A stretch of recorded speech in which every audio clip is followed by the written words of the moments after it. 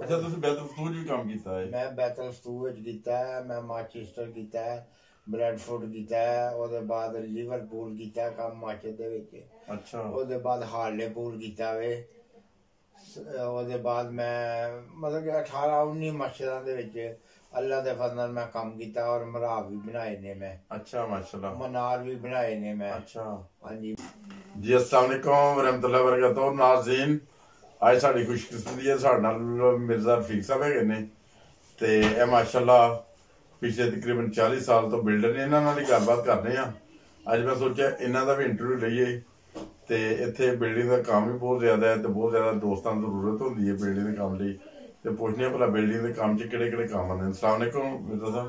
वालेकुम सलाम व रहमतुल्लाह वबरकातुहू। हाँ जी की हाल चाल ਤੁਹਾਡਾ? बहुत ठीक ठाक। बिल्डिंग ਦੇ ਵਿੱਚ ਕੰਮ ਵਿੱਚ ਸਾਰਾ ਕੁਝ ਹੁੰਦਾ, इलैक्ट्रिक ਦੀ ਵੀ ਹੁੰਦਾ, ਪਲੰਬਿੰਗ ਵੀ ਹੁੰਦਾ ਵੇ ਔਰ ਲੱਕੜੀ ਦਾ ਵੀ ਕੰਮ ਹੁੰਦਾ ਵੇ।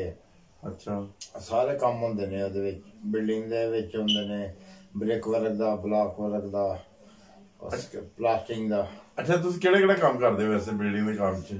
ਮੈਂ ਪਾਕਿਸਤਾਨ ਬਿਲਡਿੰਗ ਦਾ ਹੀ ਕੰਮ ਕਰਦਾ ਰਿਹਾ। ਅੱਛਾ ਇੱਥੇ ਮੈਂ 3 ਕੰਮ ਹੀ ਕਰਦਾ ਵਾਂ। ਪਲਾਸਟਿੰਗ ਕਰਦਾ ਮੈਂ, ਬ੍ਰਿਕ ਲਗਾਉਣਾ ਔਰ ਬਲਾਕ ਔਰ स्केम करता। मैं 3 काम करता ਸੀ। ਤੇ ਜਿਹੜੇ ਤੇ ਇਲੈਕਟ੍ਰਿਕ ਵਗੈਰਾ ਦਾ ਨਹੀਂ ਕਰਦੇ? ਨਹੀਂ ਇਲੈਕਟ੍ਰਿਕ ਦਾ ਮੈਂ ਨਹੀਂ ਕਰਦਾ। ਅੱਛਾ ਸਹੀ। ਤੇ ਇਹ ਤੁਸੀਂ ਜਿਹੜੇ ਐਕਸਟੈਂਸ਼ਨ ਵਗੈਰਾ ਲੋਕੀ ਬਣਾਉਂਦੇ ਨੇ ਤੇ ਅਕਸਰ ਲੋਕਾਂ ਦਾ ਮਸਲਾ ਹੁੰਦਾ ਜਦੋਂ ਪ੍ਰਾਪਰਟੀ ਵੀ ਲੈਂਦੇ ਨੇ ਤੇ ਐਕਸਟੈਂਸ਼ਨ ਬਣਾਉਂਦੇ ਤੇ ਕੀ ਐਕਸਟੈਂਸ਼ਨ ਵਗੈਰਾ ਬਣਾਉਂਦੇ ਹੋ ਤੁਸੀਂ? ਹਾਂ ਉਹਦੇ ਵਿੱਚ ਹੀ ਆ ਜਾਂਦਾ, ਬ੍ਰਿਕ ਵਰਕ ਬਲਾਕ ਵਰਕ ਦੇ ਵਿੱਚ ਆ ਜਾਂਦਾ ਵੇ। ਸਹੀ। ਅਗਰ ਕੋਈ ਮਾਲਕ ਹੈ ਤੇ ਸਾਰਾ ਕੰਮ ਮੈਂ ਵਿੱਚ ਹੀ ਲਿਆਣਾ ਵੇ। ਹਾਂ ਉਹ ਫਿਰ ਸਾਰਾ ਕੰਮ ਹੀ ਕਰਾ ਲੈਂਦਾ ਮੇਰੇ ਕੋਲ। ਪਲੰਬਿੰਗ ਦੀ ਵੀ ਟੀਮ ਹੈ ਵੇ, ਜਿਹੜੀ ਇਲੈਕਟ੍ਰਿਕ ਦੀ ਵੀ ਟੀਮ ਹੈ ਵੇ। ਸਹੀ। ਤੇ ਲੱਕੜੀ ਦਾ ਜਿਹੜਾ ਕੰਮ ਕਰਦਾ ਉਹ ਵੀ ਟੀਮ ਹੈ ਵੇ। ਮੈਂ ਆਪਣੇ ਮਤਲਬ ਕਿ ਅਸੀਂ 3-4 ਮੁਖਤਲਿਫ ਬੰਦੇ ਰਲ ਕੇ ਅਸੀਂ ਮੁਕੰਮਲ ਵੀ ਕਰ ਸਕਦੇ ਹਾਂ। ਐਸੀ ਗੱਲ ਕੋਈ ਨਹੀਂ। ਇੰਜੀਨੀਅਰ ਵੀ ਹੈ, ਪੂਰੀ ਟੀਮ ਹੈ ਮਾਸ਼ਾਅੱਲਾ ਤੁਹਾਡੀ। ਪੂਰੀ ਟੀਮ ਹੈ। ਅਗਰ ਕੋਈ ਕਿਸੇ ਨੇ ਫੁੱਲ ਕੰਮ ਕਰਵਾਉਣਾ ਪੂਰੀ ਟੀਮ ਹੈ ਮੇਰੇ ਕੋਲ। ਅੱਛਾ ਤੁਸੀਂ ਇੱਥੇ ਯੂਰਪ 'ਚ ਜਦੋਂ ਕਿਹਦੇ ਤੋਂ ਕੰਮ ਕਰ ਰਹੇ ਤਕਰੀਬਨ? ਯੂਰਪ ਵਿੱਚ ਮੈਂ ਤਕਰੀਬਨ ਕਰ ਰਿਹਾ, ਮੈਨੂੰ ਹੋ ਚਲੇ ਨੇ ਇੱਥੇ 18 ਸਾਲ ਹੋ ਗਏ ਨੇ ਕੰਮ ਕਰਦੇ ਮੈਨੂੰ। ਅੱਛਾ ਹਾਂਜੀ ਸਹੀ। ਔਰ ਮੈਂ ਇੱਥੇ ਅੱਲਾ ਦਾ ਫਜ਼ਲ ਹੈ ਕਿ ਜਦੋਂ ਮੈਂ ਆਇਆ ਸੀ 2002 ਦੇ ਵਿੱਚ, ਮਤਲਬ ਬੈਤਲ ਫਤੂਹ ਦੀ ਮਸਜਿਦ ਜਿਹੜੀ ਹੈ ਨਾ, ਖਲੀਫਾ ਰੱਬ ਦਾ ਮਤਲਬ ਖ਼ਾਬ ਹੀ ਸੀ ਕਿ ਆ ਮੈਂ ਮਸਜਿਦ ਜਿਹੜੀ ਹੈ ਨਾ ਇੱਥੇ ਬੈਤਲ ਫਤੂਹ ਜਿਹੜੀ ਕਰੀਏ ਔਰ ਮਤਲਬ ਕਿ ਯੂਰਪ ਦੇ ਮਤਲਬ 3-4 ਨੰਬਰ ਤੇ ਉਹ ਮਸਜਿਦ ਆ ਰਹੀ ਹੈ। ਅੱਛਾ ਇਸ ਵੇਲੇ ਐਡੀ ਵੱਡੀ ਮਸਜਿਦ ਹੈ। ਅੱਛਾ ਅੱਛਾ ਤੁਸੀਂ ਬੈਤਲ ਫਤੂਹ 'ਚ ਵੀ ਕੰਮ ਕੀਤਾ ਹੈ? ਮੈਂ ਬੈਤਲ ਫਤੂਹ ਵਿੱਚ ਕੀਤਾ ਹੈ, ਮੈਂ ਮਾਨਚੈਸਟਰ ਕੀਤਾ ਹੈ, ਬ੍ਰੈਡਫੋਰਡ ਕੀਤਾ ਹੈ, ਉਹਦੇ ਬਾਅਦ ਲਿਵਰਪੂਲ ਕੀਤਾ ਕੰਮ ਹਿਮਾਚਲ ਦੇ ਵਿੱਚ। ਅੱਛਾ ਉਹਦੇ ਬਾਅਦ ਹਾਰਲੇਪੂਲ ਕੀਤਾ ਵੇ।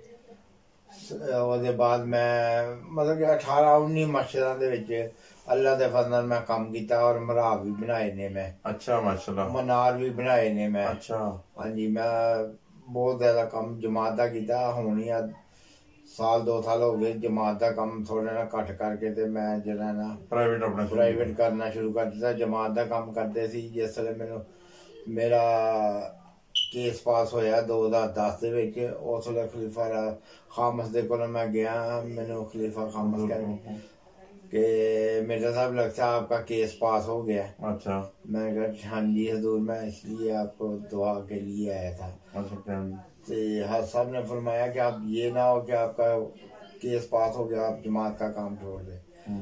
मैं वही बात मैं फिर 16 मतलब 10-11 साल मैं जमात का ही करता रहा।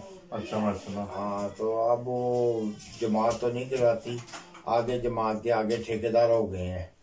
तो वो ठेकेदार का कनेक्ट होता है, वो चाहे गैरमदी लाए चाहे अहमदी बंदा जो मर्जी लगाए उसने पे देनी होती। पहले जमात पे देती थी, जमात पे भी देती थी। जमात ईद पे जब ईद का मौका होता था ईद फंड देते थे। तो ये तो कुछ भी नहीं, बस ठीक है, बस जितना खुशी से मिला मिल गया। बाकी अल्लाह का फजल है। अब भी मैं प्राइवेट काम कर रहा हूँ, मैं सटन में कर रहा हूँ। काफ़ी मतलब कि काम बड़ा था। शुरू में मैं गया था वो भाग गए थे उधर, मैं सारा काम कर रहा हूँ अभी अल्लाह का शुक्र। अच्छा सारा ਤੁਸੀਂ ਐਕਸਟੈਂਸ਼ਨ ਦਾ ਵੀ ਕਰਦੇ ਹੋ, ਪਲੰਬਿੰਗ ਦੀ ਵੀ ਟੀਮ ਹੈ ਤੁਹਾਡੇ ਕੋਲ, ਇਲੈਕਟ੍ਰਿਕ ਦੀ ਵੀ ਟੀਮ ਹੈ, ਸਾਰੀਆਂ ਟੀਮਾਂ? ਹਾਂ ਸਾਰੀਆਂ ਟੀਮਾਂ। ਰੂਫਿੰਗ ਦਾ ਮੈਂ ਖੁਦ ਕਰ ਲੈਂਦਾ ਵਾ। ਅੱਛਾ ਰੂਫਿੰਗ ਦਾ ਵੀ? ਰੂਫਿੰਗ ਦਾ ਮੈਂ ਖੁਦ ਕਰ ਲੈਂਦਾ ਉਹ ਬਿਲਡਿੰਗ ਦੇ, ਕਿਉਂਕਿ ਮੈਂ ਇਲੈਕਟ੍ਰਿਕ ਦਾ ਨਾ ਪਾਕਿਸਤਾਨ ਸਿੱਖਿਆ ਸੀ ਨਾ ਇੱਥੇ ਆ ਕੇ ਸਿੱਖਿਆ, ਹਾਂਜੀ ਕਿਉਂਕਿ ਮੈਂ ਉਹ ਕੰਮ ਕਰਦਾ ਜਿਹੜਾ ਮੇਰੇ ਆਪਣੇ ਮਤਲਬ ਮੁਤਾਬਕ ਹੋਏ।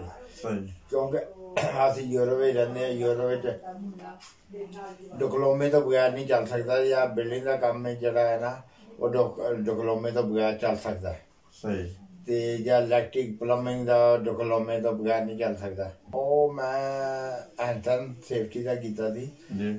ਉਹਦੇ ਵਿੱਚ ਕਹਿੰਦੇ ਸੀ ਕਿ ਅਗਰ ਤੁਸੀਂ ਤਾਰ ਮਤਲਬ ਕਿ ਗਾਰਡਨ ਦੇ ਵਿੱਚ ਕੰਮ ਕਰਨਾ, ਉਸ ਤੋਂ ਪਹਿਲੇ ਉਹਦਾ ਸਕੇਲ ਹੋ ਕੇ ਦੇਖੋ ਆਇਆ ਕੋਈ ਬਿਜਲੀ ਦੀ ਤਾਰ ਤੇ ਨਹੀਂ, ਅੱਛਾ ਜਾਂ ਲੈਡਰ ਤੇ ਚੜਦੇ ਹੋ, ਲੈਡਰ ਦਾ ਪ੍ਰੋਪਰ 1 ਮੀਟਰ 1.5 ਮੀਟਰ ਪਿੱਛੇ ਥੱਲੇ ਹਟਵੀਂ ਹੋਣੀ ਚਾਹੀਦੀ, ਔਰ 1.5 ਮੀਟਰ ਹਾਈਟ ਤੇ ਹੋਣੀ ਚਾਹੀਦੀ। ਅੱਛਾ।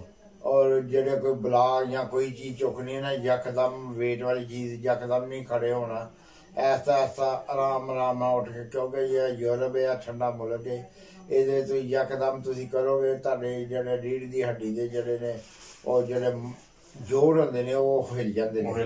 ਉਹ ਜੋੜ ਜਿਸ ਵੇਲੇ ਹਿਲ ਜਾਣਗੇ ਉਹ ਬੰਦਾ ਸਾਰੀ ਉਮਰ ਵਾਸਤੇ ਨਿਕੰਮਾ ਹੋ ਜਾਏਗਾ, ਮਜ਼ਦੂਰ। ਕੋਈ 1 ਕਿਲੋ ਦੀ ਚੀਜ਼ ਨਹੀਂ ਚੁੱਕ ਕੇ ਸਿੱਧਾ ਖੜਾ ਹੋ ਸਕਦਾ। ਅੱਛਾ। ਹਾਂ, ਇੱਥੇ ਠੰਡ ਹੁੰਦੀ ਹੈ, ਤੁਹਾਡਾ ਜਿਸਮ ਹਰ ਟਾਈਮ ਠੰਡਾ ਹੁੰਦਾ, ਜਿੰਨਾ ਮਰਜ਼ੀ ਕੰਮ ਕਰ ਲਓ ਇੱਥੇ ਪਸੀਨਾ ਨਹੀਂ ਆਉਂਦਾ। ਉਹ ਤੁਹਾਡੀ ਰੀੜ੍ਹ ਦੀ ਹੱਡੀ ਜੇ ਥੋੜਾ ਨਾ ਅਗਰ ਅਪ ਡਾਊਨ ਹੋ ਗਿਆ ਨਾ, ਤੇ ਉੱਥੇ ਰੀੜ੍ਹ ਦੀ ਹੱਡੀ ਤੁਹਾਡੀ ਡੈਮੇਜ ਹੋ ਸਕਦੀ ਹੈ। ਅੱਛਾ। ਹਾਂ।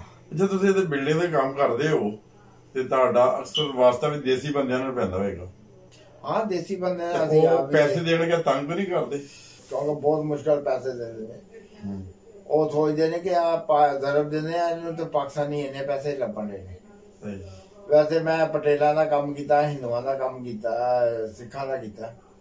ਜੋ ਗੱਲ ਕਰਦੇ ਨਹੀਂ ਉਹ ਉਸੇ ਗੱਲ ਦੇ ਉੱਤੇ ਰਹਿਣਾ, ਉਹਨਾਂ ਗੱਲ ਦਾ ਪਹਿਲਾਂ ਨਹੀਂ।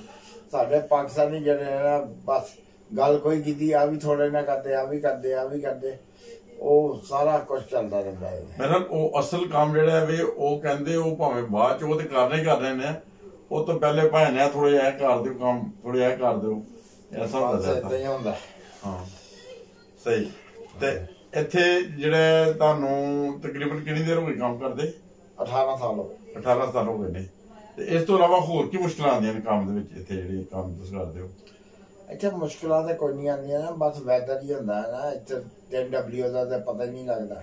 ਅੱਛਾ, ਚਲੋ ਸਹੀ, ਸ਼ੁਕਰੀਆ ਜਜ਼ਾਕੁੱਲਾ ਤੁਸੀਂ ਟਾਈਮ